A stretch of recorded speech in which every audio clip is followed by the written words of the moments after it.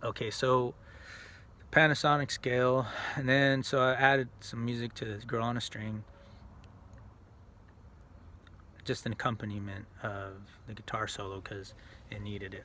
It was um, it was too technical. Matt was a great guitar player and stuff, and but the sound was not didn't have enough of the rhythm in there. A lot of missing pieces, so I added those missing pieces in with my guitar playing, and then added uh, some dubs or some doubling of the vocals where it needed it. There was some parts that I didn't finish, but for the most part, it was decent enough. And but that's what that song needed, and I always knew it, and like so I added it in there. And then Gentleman Genocide, same thing. I added like a growling sound at the beginning, or like a feedback thing, because it needed it. And then added, I don't know what else I added. And I doubled up the vocals or something like that for Gentleman Genocide, which we didn't quite get because that was when I did Gentleman Genocide. It was a different engineer. It wasn't the first engineer. It was the guy that owned the thing, and he wasn't as good as the first guy, even though he was a cool guy. Like, so I added in, didn't get quite the energy I wanted, but it was done. So Gentleman Genocide got done. The main one, the first one that I did with the first engineer was You Are the One, which they made the music, so I didn't even play guitar on that.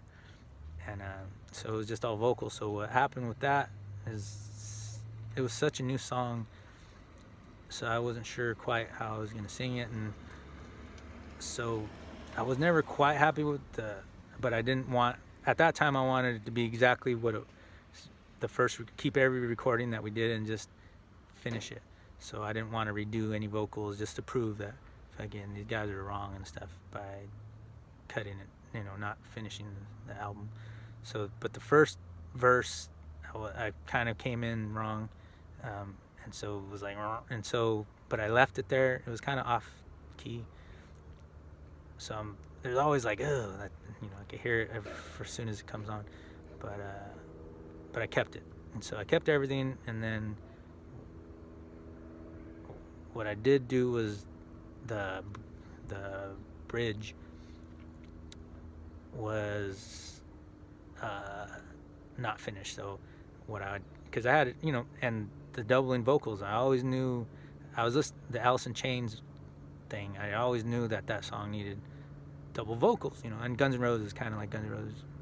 So Blame for Wasted Youth and stuff. So I added the Alice in Chains harmony kind of thing going on with the verses, and then doubled up on the chorus. So I pretty much, instead of just one vocal, I finished this damn song. So there was no changing it or nothing. It was just finishing the song. And then for the bridge, I went creative, and I was like, oh well, fucking, let's make it cool. Let's like see what I can do with these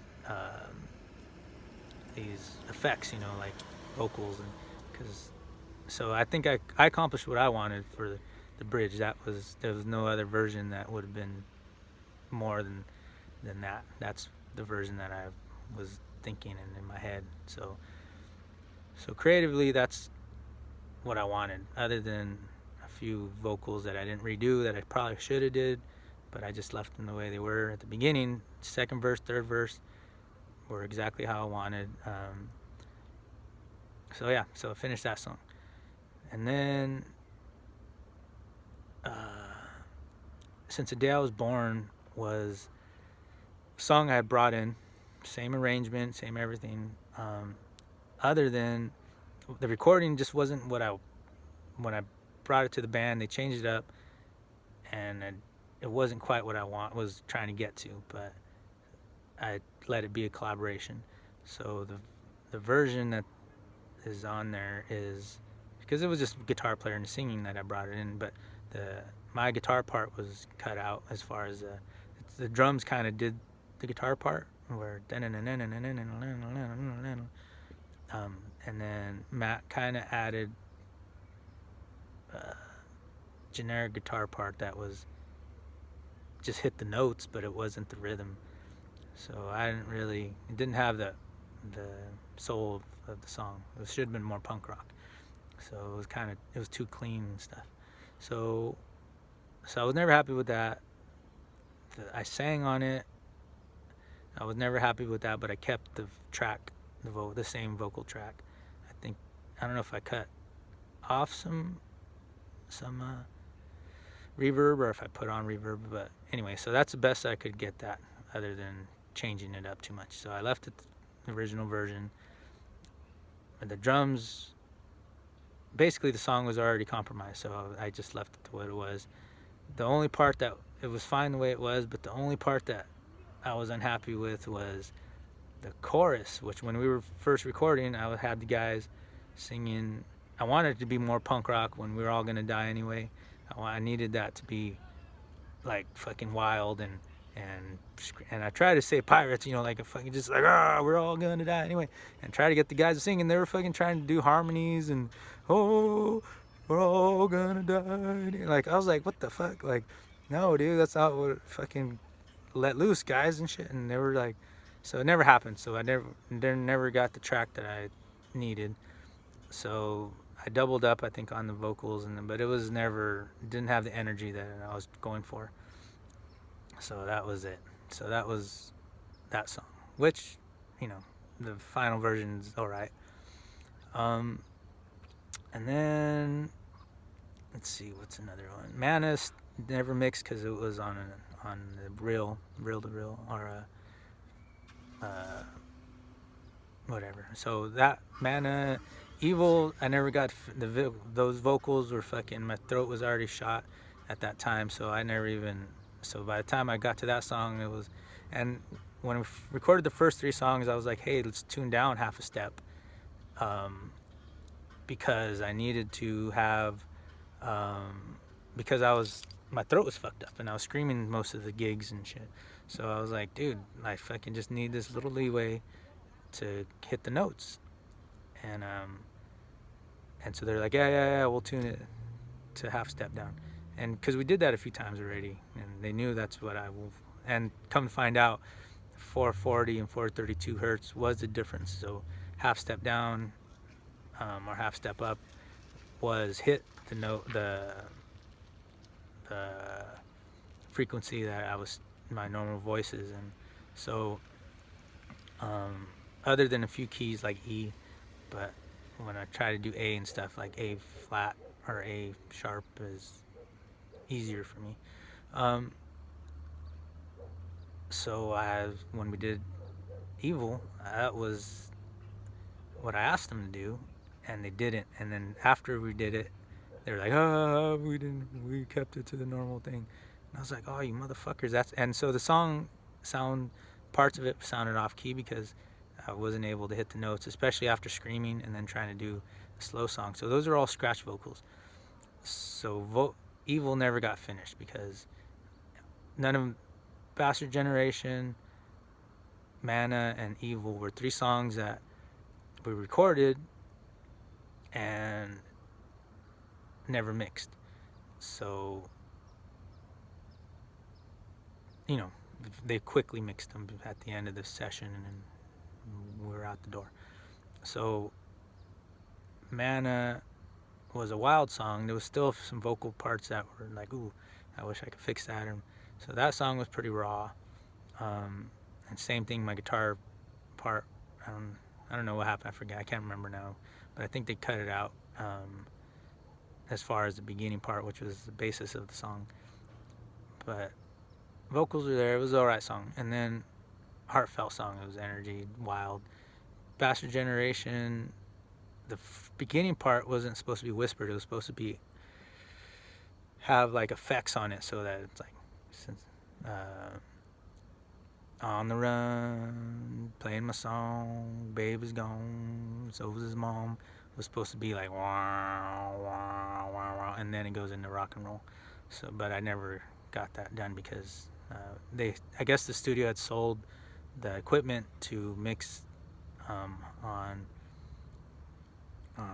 tape, whatever, and so we were just doing digital the second time. So I wasn't able to mix those songs. So Evil ended up, I just cut that song out of the whole thing because, and it's a love song. It was between like what I wrote it from was the beginning before I think we even got in the band. Me and Matt got together. He wrote the guitar part, the rhythm, and I wrote some lyrics, and then we added a chorus in, and that was a song.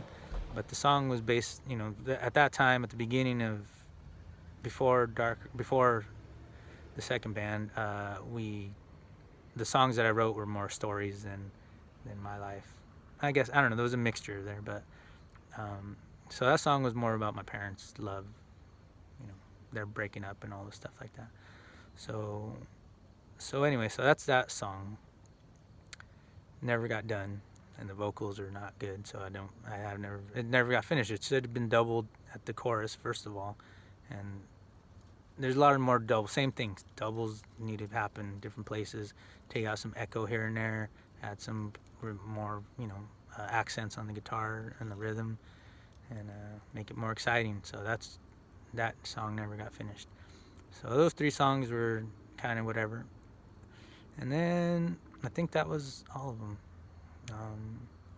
Oh yeah, you ain't. It ain't me. So that one was one that I was most happy with when I went and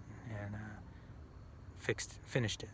So what happened with that one was added, I don't know if same thing, doubled on some parts of the voice, I think, and then on the chorus, and then on the guitar tracks, on that song it was supposed to be double me and him, like we would trade leads, because I wrote the song. It was pretty long, and I did a bridge that we do twice, and so that was like the solo was long solo, so that kind of was like, make that song special was to be able to have some dynamic guitar dueling. And so I still wasn't all perfect, like all super guitar player at the time, so I was relying on my wah pedal, add more, more rawness to it and energy. So I was coming in with Jimi Hendrix, Alice in Chains sound. So when I did my guitar part, that's kind of, instead of being able to all jamming with my fingers and stuff, I was able just to make noise and because I was trying to get in there real quick, finish the song, and move on. So when I added my part in, I didn't practice it really or anything other than the wah pedal, and then and that's what I got. So that was also, after art school and stuff, I finally got in there and did a 3-4 songs mix, and so that was, and then so that I was happy with that song. And I added some little accent to the bridge with the when I come in and just made noise, and same thing with Girl on a String. Added some pick scratching at the beginning, and really like that album. What I was envisioning was, before each song, since it's such an angry album, I was, and I still might do this, add little intros where it brings in the scenario of the story of each song, so that people know what the song's about, and just. And I realized after, like, Eminem actually did that in some of his songs, but totally different than what I was gonna do. Like, say for instance, Gentleman Genocide. What I envisioned was like helicopters and police sirens, and then a fucking nuclear bomb sound, and then Gentleman Genocide would start.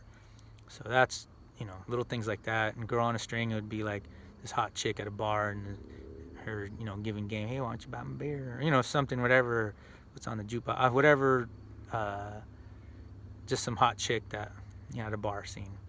Or you guys fighting over a girl or whatever.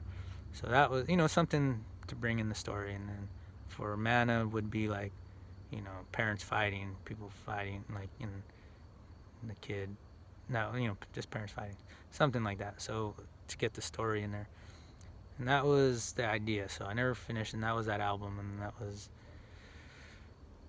that's the whole drama with that one. And so when I showed them later on, they had recorded with another guy that we did a gig with that was in the band. He was a good singer, but for me, I didn't like their type of music. It was kind of like, I don't know. I never really heard the band. It was like AFI or, like one of those after grunge bands, like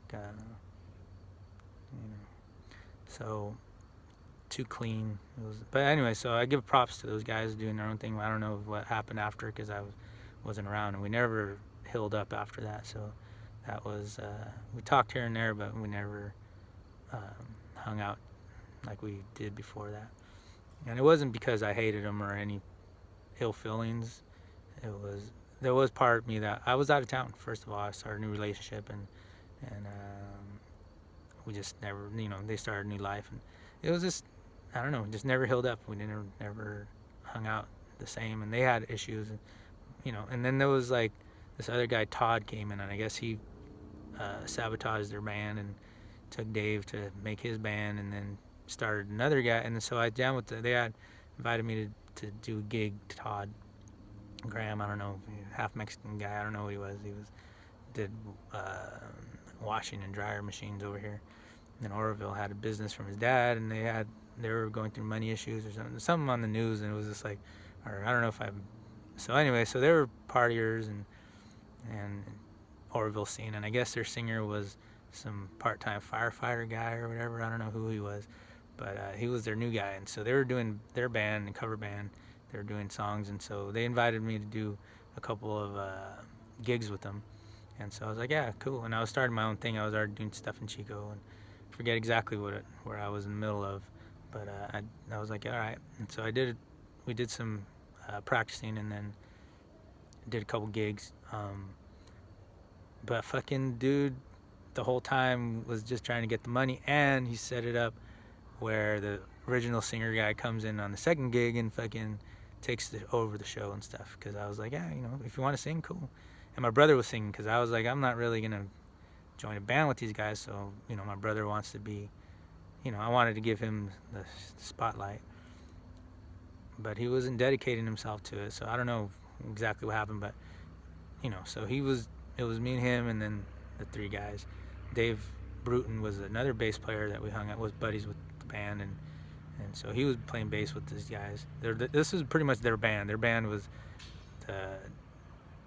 Dave Bruton and Dave Heineman, which I was friends with those guys, and then Todd, which was a guy that I knew here and there. I guess Matt Hauk knew him, but pretty much stole Matt's band, and started this other band with this other singer guy that I guess sounded like a cover band guy. So he could sing people's songs. So a white dude, that country guy. I don't know. I only saw him that once, and when I was like, yeah, he could play some songs. I don't know. It was just funky to begin with. I was just like, whatever. I wasn't never planning on starting anything with these guys, so it wasn't. It was like I already knew they had a girlfriend, or boyfriend, or whatever the fuck. They already had a singer. So it wasn't like I'm not going to come in and try to snake some dude's singer or spot and band that play cover songs, So that was it, really. And then it's getting dark again, pretty much. And then I'll do this one real quick. So so that was that issue. Fucking kept my music stand and shit. I was buying my own equipment. I was hanging out. Anyway, so I was more into trying to get what I needed to get done. This was before Ramona Sky and all this stuff, and my last album. So none of this shit came out. Like I put it up on YouTube and everything recently, but I've never been able to I never was able to finish these projects until recently, and then now I'm finally putting them out. But people want to get, oh, you're old and blah, blah. It's like, it's not about that. If you're an artist, you understand, like, this is shit part of your soul, this is part of your life story. It's not about being famous and making money. It's about creating something that's special, and that's what these songs and albums are about. And that's why I'm even talking about them, because I don't want whoever has it out for me to be able to fucking say that they have any ownership on any of these songs or stop any of these songs from coming out, you know, because they're art and they get better with time. So these songs are fucking got better with time. That's why they're fucking, the American fiction stuff is fucking better than it ever, you know, like it's more relevant. The music that we have today is fucking terrible, and so these songs stand out because there's nothing like it, you know. So, and you know, it's kind of grungy and rocking, but it's not even that, you know, it doesn't even fit into that either. So anyway, I believe they'll stand the test of time, and even my new stuff, even if they're not. So, and all the musicians that played on them were fucking great. So I don't even want to waste their time either. You know, why waste people's time instead of using it? So that's, you know, even if I have problems with creatively or personally with some of these people, the songs and the creations are worthy of being live in the world. So I would ask anybody that has a problem is just say, hey, you know, bring it up to me, and then we'll figure it out from there. But don't secretly hate on stuff if it's not, if you're not part of it, if you're not trying to make it happen, you know. Or you know, if don't secretly hate on stuff without confronting me if you have a problem with something, because that's why I'm making these videos, calling you out. If you have something to say it. And then, so the last one was this recordings. I think I kind of went through that already. So Neil Bell was a percussionist. I don't know. I think I gave him $50. He was cool. Just do a couple days and put his amazing talents to a couple songs that were fucking, he made amazing. Like his percussions were amazing. So I got nothing. That band. Oh, I was in another band. Shit. That fucking. I'm not even gonna talk about that one right now. I'll talk about that another day. That's with some girls and Neil Bell, and that was a whole nother thing. That was more relationship stuff. But that's part of the drama. Whew. Anyway, it was better when never mind. So yeah, so that's that, and then what else? That's it really. Okay, later.